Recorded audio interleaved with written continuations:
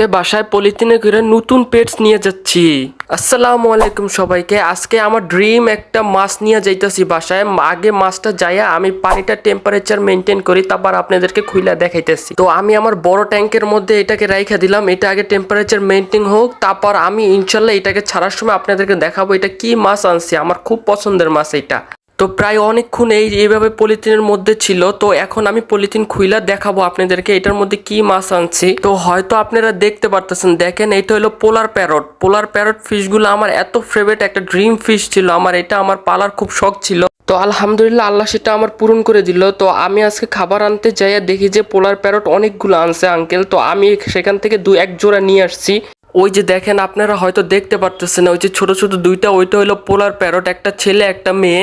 আর পোলার প্যারটের সবচেয়ে ভালো গুণ হলো যে ওরা খুব তাড়াতাড়ি বাচ্চা দেয়। আর ইনশাল্লাহ খুব সুন ওদের জন্য আমি একটা নতুন সেট আপ করবো। ওদের জন্য হাইডিং প্লেস দরকার, সেটাও করে দেবো ইনশাল্লাহ। তো সেটা আমি আপনাদেরকে পার্ট 2 তে দেখাবো। তো পার্ট 2 যদি দেখতে চান চ্যানেলটি সাবস্ক্রাইব করে আমাদের পাশে থাকবেন।